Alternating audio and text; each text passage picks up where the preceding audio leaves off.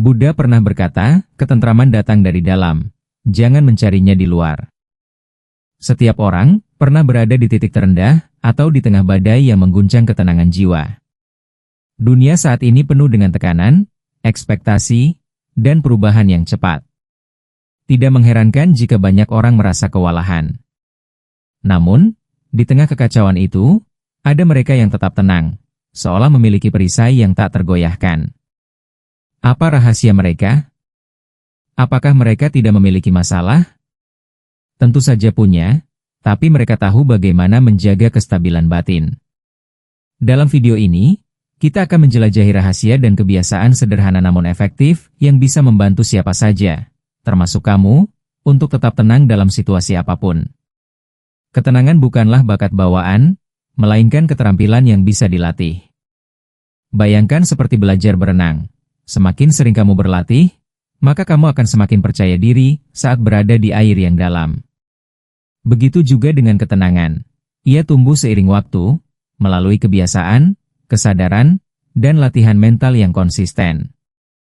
Banyak orang keliru mengira bahwa ketenangan hanya milik mereka yang hidup tanpa beban. Padahal orang yang paling tenang, justru seringkali telah melewati badai kehidupan dan memilih untuk belajar darinya, bukan lari dari kenyataan. Di era digital ini, gangguan datang dari segala arah. Notifikasi, tekanan sosial media, berita buruk, hingga tuntutan pekerjaan bisa membuat kepala rasanya penuh. Tidak heran banyak orang cepat stres atau mudah marah. Disinilah pentingnya kemampuan untuk mengendalikan diri dan memilih respon, bukan sekadar bereaksi. Menjadi tenang bukan berarti pasif atau tak peduli, melainkan aktif memilih sikap yang bijaksana. Seperti samurai yang tenang sebelum duel, atau seorang dokter bedah yang tetap fokus di ruang operasi, ketenangan adalah kekuatan tersembunyi. Salah satu cara paling sederhana dan ampuh untuk melatih ketenangan adalah dengan memperhatikan napas. Ya, sesederhana itu. Ketika kamu menghadapi situasi tegang, berhenti sejenak dan tarik napas dalam-dalam. Perhatikan iramanya, hembuskan perlahan. Napas adalah jangkar kita ke saat ini. Ia tidak hanya menenangkan sistem saraf, tapi juga membawa kita kembali ke momen kini, di mana kita bisa membuat keputusan yang lebih jernih. Banyak teknik meditasi dan mindfulness berakar pada kesadaran terhadap napas ini. Mudah dipelajari, tapi sangat berdampak. Selain napas, kata-kata yang kamu tanamkan ke dalam pikiran juga berperan besar. Afirmasi positif seperti, saya mampu menghadapinya, atau, ini hanya sementara, bisa mengubah pola pikir yang semula kacau menjadi lebih stabil. Pikiran kita adalah taman. Jika ditanami dengan benih ketakutan, maka kecemasanlah yang tumbuh. Tapi jika ditanami dengan keberanian dan harapan, maka ketenangan akan menjadi buahnya. Jadi, jangan anggap remeh percakapan batin yang kamu lakukan setiap hari. Ia bisa menjadi teman terbaikmu, atau sebaliknya, musuh yang tersembunyi. Ada pula kekuatan dari rutinitas. Orang-orang yang tanpa tenang seringkali punya struktur hidup yang mendukung mental mereka. Tidur cukup, olahraga rutin, menghindari konsumsi informasi berlebihan. Semua itu membantu mereka menjaga kejernihan pikiran. Ketika tubuh dalam kondisi baik, pikiran pun lebih mudah dikendalikan. Ketika kamu merasa goyah, cek kembali gaya hidupmu. Bisa jadi bukan masalahnya yang terlalu besar, tapi fondasi mentalmu yang sedang lemah. Menjaga rutinitas sehat adalah bentuk perlindungan terhadap diri sendiri dari tekanan yang tak terhindarkan. Akhirnya, ketenangan bukan tentang menghindari masalah, melainkan tentang bagaimana kamu hadir dalam masalah tersebut tanpa kehilangan kendali. Ia bukan tujuan, melainkan perjalanan yang terus dilatih setiap hari. Setiap kali kamu memilih untuk tidak bereaksi berlebihan, setiap kali kamu memilih diam daripada membalas amarah, dan setiap kali kamu mengambil jeda sebelum mengambil keputusan, saat itulah kamu sedang melatih ketenangan. Dan percayalah, dalam dunia yang sibuk dan gaduh ini, ketenangan adalah bentuk kekuatan yang paling langka dan berharga. Salah satu cara tercepat dan paling efektif untuk menenangkan diri dalam situasi yang penuh tekanan adalah dengan bernafas dalam-dalam. Meskipun terdengar sederhana, cara ini memiliki dampak langsung pada sistem saraf. Ketika kita panik atau cemas, pernapasan kita menjadi cepat dan dangkal tanpa kita sadari. Dengan memperlambat dan memperdalam napas, kita mengirim sinyal ke otak bahwa kita dalam keadaan aman, sehingga tubuh pun mulai rileks. Ini bukan sekadar teori. Penelitian telah menunjukkan bahwa pernapasan yang dalam bisa menurunkan detak jantung, menurunkan tekanan darah, dan membantu pikiran menjadi lebih fokus. Cara melakukannya pun mudah. Cukup tarik napas dalam-dalam melalui hidung selama 4 hitungan, tahan selama 4 hitungan, lalu hembuskan perlahan melalui mulut selama 4 hitungan juga. Ulangi proses ini selama 1 atau 2 menit. Rasakan bagaimana tubuhmu mulai terasa lebih ringan, dan pikiran menjadi lebih jernih. Teknik ini bisa dilakukan di mana saja, di tempat kerja, di tengah kemacetan, bahkan sebelum tidur, tanpa perlu alat bantu atau tempat khusus. Cukup kamu dan kesadaranmu akan napas. Latihan ini tidak hanya berguna saat kita sedang stres, tapi juga sangat bermanfaat jika dijadikan kebiasaan harian. Dengan rutin melatih pernapasan dalam, kamu akan lebih siap menghadapi tekanan kapanpun datang. Tubuhmu akan terbiasa merespons situasi sulit dengan lebih tenang dan terkontrol. Ini adalah fondasi dari ketenangan yang sejati, dimulai dari napas, dari dalam, dan dari kesadaran yang sederhana. Mengasah kesadaran diri, berarti mengenali apa yang sedang kita pikirkan dan rasakan, pada saat ini tanpa menghakimi. Banyak dari kita sering larut dalam pikiran yang kacau, tanpa menyadari apa yang sebenarnya sedang terjadi di dalam diri. Kita bereaksi otomatis terhadap situasi, entah itu marah, takut, atau cemas, karena tidak memberi ruang untuk memahami perasaan tersebut terlebih dahulu. Kesadaran diri membantu kita mengamati pikiran dan emosi seperti awan yang lewat di langit, hadir, namun tidak selalu harus kita ikuti. Dengan menjadi lebih sadar, kita bisa mengambil jeda sejenak sebelum bereaksi. Misalnya, ketika seseorang membuatmu marah, daripada langsung membalas dengan emosi, kamu bisa mengenali dulu, oke, aku sedang merasa tersinggung. Hanya dengan mengenali itu saja, kamu sudah memberi ruang untuk memilih respon yang lebih tenang. Inilah kekuatan kesadaran, ia memberi jarak antara stimulus dan respon. Dalam jarak itulah, ketenangan lahir. Kesadaran diri juga membantu kita mengenali pola pikir yang merusak. Saat kamu terbiasa mengamati dirimu sendiri, kamu akan mulai menyadari betapa seringnya kamu berpikir negatif atau menilai diri sendiri terlalu keras. Dengan latihan, kamu bisa mulai mengganti pikiran-pikiran itu dengan narasi yang lebih sehat dan membangun. Ini bukan tentang memanipulasi pikiran, tapi tentang memilih perspektif yang lebih jernih dan objektif terhadap diri sendiri dan keadaan sekitar. Latihan kesadaran bisa dilakukan melalui meditasi, journaling, atau sekadar menyisihkan waktu setiap hari untuk refleksi. Duduk tenang, tanyakan pada dirimu, apa yang aku rasakan sekarang? Apa yang sedang terjadi dalam pikiranku? Tidak perlu jawaban sempurna, yang penting adalah kejujuran dan keterbukaan pada diri sendiri. Dengan semakin mengenal diri, kamu akan semakin mudah untuk tetap tenang dalam situasi apapun, karena kamu tahu betul apa yang sedang terjadi di dalam dirimu, dan kamu punya kendali atasnya. Meditasi adalah salah satu cara paling efektif untuk melatih ketenangan pikiran dan memperkuat kesadaran diri. Dalam meditasi, kamu diajak untuk duduk tenang, memusatkan perhatian, dan melepaskan segala beban pikiran yang datang dan pergi.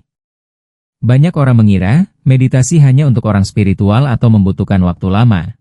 Padahal cukup 5-10 menit sehari, sudah cukup untuk memberikan dampak positif bagi pikiran. Dengan rutin melatih diri duduk dalam keheningan, kamu akan membangun ketahanan mental yang kuat dalam menghadapi tekanan hidup. Relaksasi bisa datang dalam berbagai bentuk. Bagi sebagian orang, mendengarkan musik instrumental yang menenangkan sudah cukup membuat pikiran kembali jernih. Bagi yang lain, berjalan pelan di taman atau merendam kaki di air hangat adalah bentuk meditasi yang sederhana namun ampuh. Intinya adalah menghadirkan diri secara utuh di momen sekarang, membiarkan tubuh dan pikiran sejenak bebas dari tuntutan dan tekanan. Ketika kita memberi ruang istirahat bagi pikiran, kita memulihkan ketenangan batin yang kerap hilang karena rutinitas dan stres. Dalam jangka panjang, meditasi atau aktivitas relaksasi lainnya akan membentuk ketenangan sebagai bagian dari karakter. Kamu akan lebih mudah menghadapi masalah tanpa panik, karena sudah terbiasa melihat segala hal dari ruang keheningan yang jernih. Sama seperti otot yang menjadi kuat setelah dilatih, Ketenangan juga perlu diasah terus-menerus agar siap digunakan kapanpun dibutuhkan. Tidak ada yang instan, tapi hasilnya nyata dan sangat terasa dalam kehidupan sehari-hari. Berbicara kepada diri sendiri dengan cara yang positif adalah salah satu kebiasaan penting untuk menjaga ketenangan. Pikiran kita selalu berbicara, entah sadar atau tidak. Dan suara di dalam kepala kita bisa menjadi sahabat terbaik atau musuh paling kejam. Ketika kita sedang stres atau menghadapi tantangan, suara hati yang negatif bisa membuat segalanya terasa lebih buruk. Sebaliknya, jika kita bisa membentuk suara batin yang mendukung dan menenangkan, kita akan lebih kuat dalam menghadapi apapun. Banyak orang terbiasa mengkritik diri sendiri dengan keras. Saat gagal, kalimat seperti, "Aku memang bodoh," atau, "Pantas saja aku nggak pernah berhasil," seringkali muncul tanpa disadari. Padahal, cara kita berbicara kepada diri sendiri mempengaruhi emosi dan tindakan kita. Jika terus-menerus diselimuti oleh kata-kata yang menjatuhkan, maka rasa percaya diri dan ketenangan pun akan ikut menurun. Oleh karena itu, penting untuk mengganti narasi batin yang merugikan dengan kalimat yang lebih membangun dan realistis. Mulailah dengan hal-hal sederhana. Saat merasa gugup, ucapkan dalam hati, "Aku sudah pernah melewati hal seperti ini sebelumnya." Atau saat sedang tertekan, katakan, "Aku melakukan yang terbaik yang aku bisa saat ini, dan itu sudah cukup." Kata-kata ini mungkin terdengar kecil, tapi efeknya besar. Otak kita merespons bahasa yang kita pakai, dan jika yang terdengar adalah bahasa dukungan, tubuh dan pikiran pun akan lebih tenang. Berbicara positif kepada diri sendiri bukan berarti membohongi realita. Ini bukan tentang menyangkal masalah, tapi tentang memilih untuk menghadapi masalah dengan sudut pandang yang lebih sehat. Kita bisa tetap mengakui bahwa sesuatu itu sulit, sambil tetap menyemangati diri sendiri untuk terus maju. Ketenangan tidak akan datang dari dunia luar, tapi dari bagaimana kita memperlakukan diri sendiri di dalam. Dan suara hati yang lembut, penuh pengertian, adalah salah satu bentuk kekuatan terbesar yang bisa kita miliki. Ketenangan batin sangat dipengaruhi oleh kondisi tubuh. Banyak orang mengabaikan fakta ini dan menganggap stres atau kecemasan hanya soal pikiran. Padahal, tubuh dan pikiran saling terhubung erat. Tidur yang cukup, makan makanan bernutrisi, serta rutin bergerak bukan hanya menjaga fisik tetap bugar, tapi juga membantu pikiran lebih stabil. Saat tubuhmu kelelahan, otak lebih mudah cemas dan emosi pun lebih sulit dikendalikan. Jadi, menjaga gaya hidup sehat bukan sekadar pilihan estetika, melainkan kebutuhan mental yang mendasar. Aktivitas fisik seperti jalan kaki, stretching, atau olahraga ringan mampu melepaskan hormon endorfin yang berfungsi sebagai penenang alami. Sementara itu, konsumsi makanan bergizi, terutama yang kaya vitamin B, magnesium, dan omega-3, berperan penting dalam menjaga keseimbangan hormon stres. Selain itu, mengurangi kafein dan gula berlebihan juga membantu menghindari lonjakan emosi yang tiba-tiba. Semakin baik kamu memperlakukan tubuhmu, semakin besar kemampuannya menopang ketenangan dalam menghadapi tekanan hidup. Tidur pun menjadi aspek yang tak kalah penting. Kurang tidur dalam jangka panjang terbukti meningkatkan tingkat kecemasan, mengganggu konsentrasi, dan memperburuk suasana hati. Jadikan tidur sebagai prioritas, bukan sisa waktu. Karena saat kamu istirahat dengan cukup dan berkualitas, tubuhmu akan pulih, pikiranmu akan lebih jernih, dan emosi pun lebih mudah dikelola. Gaya hidup sehat adalah pondasi dari mental yang kuat, dan mental yang kuat adalah sumber utama ketenangan sejati. Salah satu kunci terbesar untuk tetap tenang dalam hidup adalah menerima bahwa tidak semua hal bisa kita kendalikan. Seringkali stres muncul bukan karena masalahnya terlalu berat, tapi karena kita bersikeras ingin mengendalikan sesuatu yang berada di luar kuasa kita. Orang lain, masa lalu, cuaca, ekonomi, bahkan hasil dari usaha kita. Semua itu tidak sepenuhnya bisa kita atur. Menerima hal ini bukan berarti menyerah, tapi memberi ruang untuk berdamai dengan kenyataan. Kita bisa mengendalikan usaha, sikap, dan respon kita, tapi kita tidak bisa memaksa dunia berjalan sesuai keinginan. Ketika kita melepaskan obsesi untuk mengendalikan segala hal, kita memberikan kebebasan pada diri sendiri untuk fokus pada hal-hal yang benar-benar bisa diubah. Dan disitulah ketenangan mulai tumbuh. saat kita berhenti melawan kenyataan dan mulai bekerja sama dengannya. Mengembangkan sikap menerima bukan berarti kita menjadi pasif. Justru sebaliknya, itu adalah bentuk kebijaksanaan. Kita bisa tetap berusaha sebaik mungkin, namun tetap siap menghadapi hasil apapun dengan hati yang lapang. Ini bukan tentang menjadi lemah, tapi tentang menjadi fleksibel dan tangguh. Seperti bambu yang lentur diterpa angin, bukan pohon kaku yang mudah tumbang. Latihan untuk menerima bisa dimulai dengan pertanyaan sederhana. Apakah ini sesuatu yang bisa aku kendalikan? Jika tidak, maka lepaskan. Ucapkan dengan tenang, aku membiarkan ini pergi.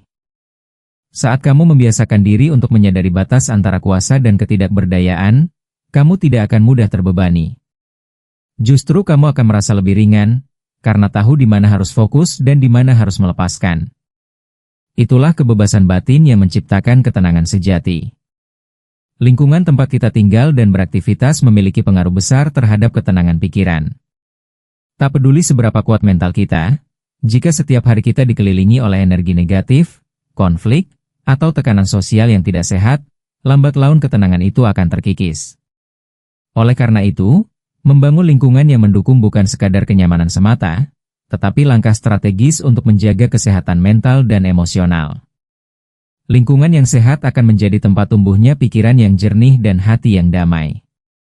Mulailah dengan mengamati siapa saja orang-orang yang paling sering kamu temui. Apakah mereka memberikan semangat, mendengarkan dengan empati, dan membantumu tumbuh? Atau justru sering menyebarkan gosip, mengeluh terus-menerus, dan menjatuhkanmu secara halus? Kita tidak selalu bisa memilih siapa yang hadir di hidup kita, tapi kita bisa memilih siapa yang paling dekat dan berpengaruh. Hubungan yang sehat menciptakan rasa aman dan saling mendukung, yang menjadi fondasi penting bagi ketenangan batin. Lingkungan yang mendukung juga bisa dibangun dari hal-hal kecil di sekitar rumah atau tempat kerja. Ruangan yang rapi, pencahayaan alami, suara alam, atau bahkan wangi aromaterapi bisa menciptakan suasana tenang. Sebaliknya, ruangan yang berantakan dan bising bisa membuat pikiran terasa sesak dan sulit fokus. Dengan menciptakan ruang yang nyaman dan bersih, kamu sedang membantu pikiranmu untuk lebih tenang dan teratur tanpa harus berusaha keras. Selain lingkungan fisik, penting juga menciptakan ruang emosional yang aman. Ini berarti menjalin hubungan dengan orang-orang yang bisa kamu percaya, tempat kamu bisa jujur tanpa takut dihakimi. Dalam lingkungan seperti ini, kamu bisa lebih mudah mengekspresikan perasaan, meminta bantuan, dan merasa didengar. Ini bukan soal banyaknya teman, tapi kualitas interaksi yang kamu miliki. Bahkan satu atau dua orang yang benar-benar peduli bisa menjadi penopang yang kuat di saat kamu sedang tidak baik-baik saja. Di dunia digital, kamu juga perlu membangun lingkungan yang mendukung. Media sosial penuh dengan informasi, opini, dan perbandingan yang bisa memicu kecemasan tanpa sadar. Bijaklah memilih konten yang kamu konsumsi dan orang-orang yang kamu ikuti. Jika sebuah akun membuatmu merasa tidak cukup baik, lebih sering membuatmu marah atau iri, mungkin sudah saatnya berhenti mengikutinya. Ingat, kamu berhak menciptakan batasan, bahkan di dunia maya, demi menjaga ketenangan dan kewarasan pikiranmu. Menjaga batas dalam hubungan juga merupakan bagian dari membangun lingkungan yang sehat. Belajar mengatakan tidak, menetapkan waktu pribadi, atau menjauh sejenak dari situasi yang melelahkan emosional bukanlah sikap egois. Justru itu adalah tanda bahwa kamu menghargai dirimu sendiri. Orang yang benar-benar menghargai kamu akan mengerti dan mendukung batasan tersebut. Dengan menciptakan batas yang jelas, kamu sedang menjaga ruang tenang di dalam dirimu agar tidak terus-menerus dikacaukan oleh hal-hal di luar. Lingkungan yang mendukung bukanlah sesuatu yang hadir secara kebetulan. Ia dibangun dengan kesadaran, keberanian, dan pilihan yang konsisten. Memang tidak selalu mudah, terutama jika kamu berada di situasi yang tidak ideal. Tapi langkah kecil seperti merapikan ruang pribadi, berbicara jujur kepada sahabat yang kamu percaya, atau membersihkan daftar media sosial dari hal-hal yang toksik, semuanya akan membentuk perlindungan yang kuat bagi ketenanganmu. Ingat, kamu berhak hidup di tempat yang mendukung kedamaian hatimu, dan kamu punya kuasa untuk membangunnya. Rasa syukur adalah kekuatan sederhana yang seringkali diremehkan, padahal dampaknya luar biasa bagi ketenangan batin. Ketika kita melatih diri untuk bersyukur, kita mengalihkan fokus dari hal-hal yang kurang menuju hal-hal yang sudah kita miliki. Ini bukan berarti menutup mata dari masalah, melainkan memberi ruang dalam hati untuk melihat bahwa hidup tidak seburuk yang sering kita bayangkan. Dalam setiap hari, selalu ada hal kecil yang patut disyukuri, entah itu udara segar pagi hari, secangkir kopi hangat, atau pesan baik dari seorang teman. Melatih rasa syukur bukan soal menunggu momen besar untuk terjadi. Justru ketenangan muncul saat kita bisa menghargai hal-hal biasa yang sering kita anggap sepele. Misalnya, tubuh yang masih sehat, keluarga yang masih bisa kita ajak bicara, atau kesempatan untuk belajar dari kegagalan. Ketika kita terbiasa bersyukur atas hal-hal ini, kita membentuk pola pikir yang lebih positif dan realistis. Kita berhenti terjebak dalam kecemasan tentang apa yang belum ada, dan mulai menikmati apa yang sudah ada di depan mata. Penelitian psikologi juga menunjukkan bahwa orang yang rutin melatih rasa syukur cenderung lebih bahagia, lebih sehat, dan lebih tahan terhadap stres. Salah satu cara sederhana adalah dengan menulis jurnal syukur, cukup 3 hal yang bisa disyukuri setiap malam sebelum tidur. Meski terlihat sederhana, kebiasaan ini bisa mengubah cara pandang kita terhadap hidup secara perlahan. Dan saat kita lebih sering merasa cukup, pikiran menjadi lebih tenang karena tidak terus-menerus merasa kekurangan. Rasa syukur juga membantu kita untuk tidak terlalu membandingkan diri dengan orang lain. Di era media sosial, sangat mudah merasa hidup kita tertinggal jauh dari orang lain. Tapi saat kita melatih diri bersyukur, kita lebih mampu menerima bahwa setiap orang punya waktunya masing-masing. Kita belajar bahwa hidup bukan perlombaan, dan yang terpenting adalah bagaimana kita menjalani hari ini dengan damai. Pikiran yang bersyukur tidak mudah tergoda oleh iri, karena tahu bahwa kebahagiaan bukan soal banyaknya hal, melainkan bagaimana kita memaknai apa yang kita punya. Lebih dari itu, rasa syukur juga memperkuat hubungan kita dengan orang lain. Ketika kita terbiasa menghargai kebaikan orang lain, kita akan lebih hangat dan rendah hati dalam berinteraksi. Kita menjadi pribadi yang tidak mudah menuntut, tidak mudah kecewa, dan lebih bisa memaklumi kekurangan orang lain. Dalam hubungan yang saling menghargai, ketenangan pun hadir, karena kita tidak hidup dalam ekspektasi berlebihan, melainkan dalam penerimaan dan penghargaan yang tulus. Pada akhirnya, rasa syukur bukan hanya sikap, tapi juga latihan jiwa. Ia perlu diulang setiap hari, terutama saat kita merasa segalanya tidak berjalan sesuai harapan. Justru di saat-saat seperti itulah kita perlu berhenti sejenak dan mencari satu hal kecil yang bisa disyukuri. Mungkin itu tidak akan langsung menghapus masalah, tapi cukup untuk membuat hati lebih kuat dan pikiran lebih tenang dalam menjalaninya. Ketenangan sejati tidak datang dari hidup yang sempurna, tapi dari hati yang tahu bagaimana caranya bersyukur. Kesabaran bukan sesuatu yang muncul begitu saja, melainkan keterampilan yang dilatih dari waktu ke waktu, terutama melalui pengalaman hidup sehari-hari. Saat kita terburu-buru dalam antrean, menghadapi kemacetan, atau berurusan dengan orang yang sulit, sebenarnya kita sedang diberikan kesempatan untuk melatih kesabaran. Tantangan-tantangan kecil ini, jika disikapi dengan kesadaran, bisa menjadi latihan yang sangat efektif untuk memperkuat ketenangan batin. Karena setiap momen yang membuat kita ingin marah, sebenarnya bisa menjadi ruang untuk memperluas kesabaran. Banyak orang mengira bahwa sabar artinya menahan emosi sambil tetap kesal dalam hati. Padahal, kesabaran sejati adalah kemampuan untuk tetap tenang tanpa membiarkan emosi menguasai pikiran dan tindakan kita. Ini bukan soal menjadi pasif, tapi soal memberi jeda antara stimulus dan reaksi. Dalam jeda itulah kita punya pilihan, merespons dengan bijak atau terbawa emosi. Makin sering kita mengambil jeda, makin kuat pula kontrol kita terhadap diri sendiri, dan disitulah ketenangan tumbuh secara alami. Pengalaman sehari-hari seperti menghadapi kesalahan orang lain juga bisa menjadi ajang latihan kesabaran. Misalnya saat seseorang terlambat, membuat kesalahan kerja, atau mengganggu kenyamanan kita, disitulah kita diuji untuk tetap tenang dan tidak meledak-ledak. Bukan berarti kita tidak boleh kecewa, tapi bagaimana cara kita menyampaikan rasa kecewa itulah yang membedakan orang sabar dari orang yang hanya menahan marah. Menyampaikan emosi dengan cara tenang adalah bentuk kedewasaan, dan itu adalah hasil dari latihan kesabaran yang konsisten. Kesabaran juga sangat berhubungan dengan ekspektasi. Semakin tinggi dan kaku ekspektasi kita terhadap orang lain atau keadaan, semakin mudah kita kecewa. Dengan belajar menyesuaikan ekspektasi dan menerima bahwa hidup tidak selalu sesuai rencana, kita jadi lebih fleksibel. Fleksibilitas mental inilah yang membuat kita tidak mudah terguncang, bahkan ketika hal-hal tak berjalan seperti yang diharapkan. Ketika kita sabar terhadap kenyataan, kita memberi ruang bagi ketenangan untuk menetap lebih lama dalam diri. Menariknya, kesabaran juga membantu memperlambat hidup yang terlalu terburu-buru.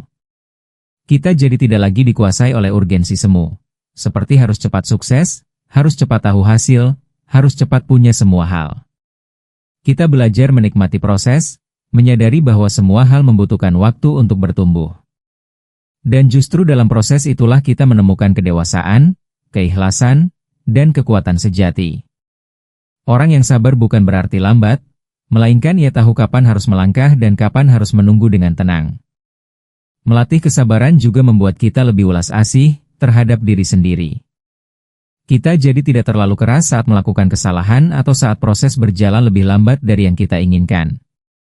Kita belajar menerima bahwa semua orang, termasuk diri kita, sedang dalam perjalanan yang tidak selalu mulus. Dengan bersikap sabar terhadap diri sendiri, kita menciptakan ruang untuk pulih, belajar, dan terus berkembang tanpa tekanan berlebihan. Dan ketika kita damai dengan diri sendiri, kita jauh lebih siap menghadapi dunia luar.